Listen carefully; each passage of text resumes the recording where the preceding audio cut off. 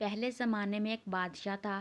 وہ شکار کے ارادے سے نکلا تھا کہ اس دوران اس کی نظر ایک خوبصورت لونڈی پر پڑی اور بادشاہ پہلی نظر میں اس پر عاشق ہو گیا۔ لہٰذا اس نے اس لونڈی کو خرید لیا اور خدا کی قدرت کہ وہ لونڈی بیمار پڑ گئی۔ معالجوں کو طلب کیا گیا تاکہ لونڈی کا علاج معالجہ ممکن ہو سکے۔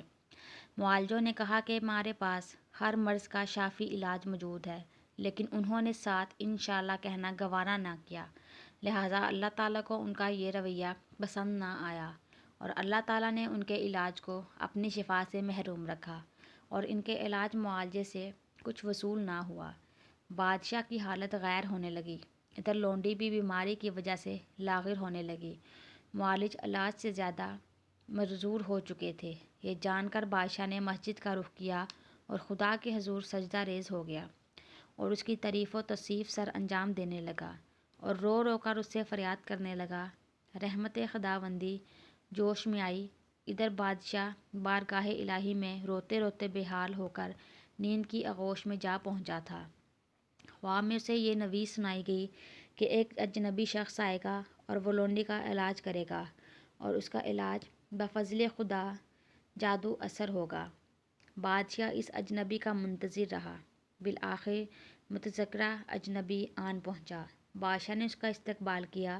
بادشاہ نے اس اجنبی مہمان سے ملاقات کی اور عاجزی و انکساری کے ساتھ پیش آیا اور اس سے مدد کی درخواست کی۔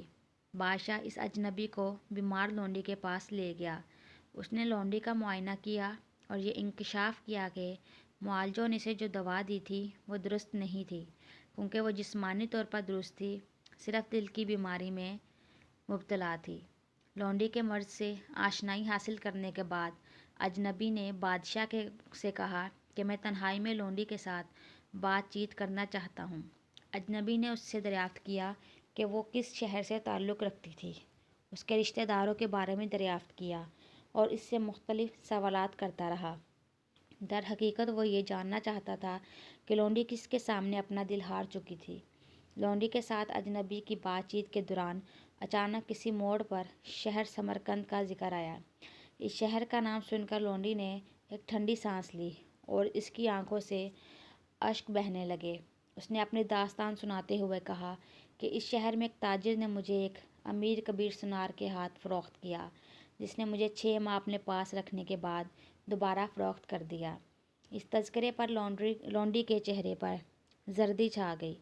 اجنبی نے لونڈی سے اس سونار کا نام پوچھا اور پتہ دریافت کیا اور اسے تسلی دی کہ فکر نہ کر، تیرا مرض میں سمجھ چکا ہوں، اب تیرا مرض انشاءاللہ رفع ہو جائے گا۔ اجنبی نے لونڈی کے مرض کے بارے میں چند ایک حقائق بادشاہ کو بتا دیا اور بادشاہ سے کہا کہ کسی ایلچی کو سمرقند روانہ کیا جائے جو سونار کو انعام و اکرام کا لالچ دے کر دربار میں لائے، تاکہ اس کو دیکھ کر لونڈی کی جان میں جان آ جائے۔ بادشاہ نے 2 ایلچی سمرقند روانہ کیے جو اس سونار تک جا پہنچے اور سونار کے فن کی تعریف کرنے لگے۔ بادشاہ کی جانب سے کچھ انعام و اکرام اور سونا چاندی اسے پیش کیا اور اپنے ساتھ چلنے کے لیے کہا۔ وہ بیوی بچے، کام کاج، شہر اور گھر بار سب چھوڑ کر ان کے ساتھ چل پڑا۔ اسے بادشاہ کے حضور پیش کیا گیا، اس کی قدر و منزلت سر انجام دی گئی اور اسے ڈھیروں سونا دے کر شاہی زیورات اور ظروف سازی کی ہدایت کی گئی۔ اجنبی نے بادشاہ کو مشورہ دیا کہ لونڈی اس سونار کے حوالے کر دی جائے۔ لہٰذا بادشاہ نے لونڈی سونار کے نکاح میں دے دی۔ اس دوران اجنبی نے سونار کے لیے ایک ایسا شربت تیار کیا جس کے 6 ماہ کے استعمال کے بعد اس کا جسم نہ صرف کمزور بلکہ بدصورت بھی ہو گیا اور رنگت زرد پڑ گئی۔ اس کی خوبصورتی زائل ہو چکی تھی جس پر لونڈی عاشق تھی، اور اس کی خوبصورتی ظاہر ہونے کے ساتھ ساتھ لونڈی کا عشق بھی رفو چکر ہو گیا۔ سونار موت سے ہمکنار ہو گیا۔ اجنبی کے ہاتھوں سونار کی ہلاکت مصلحت خداوندی تھی۔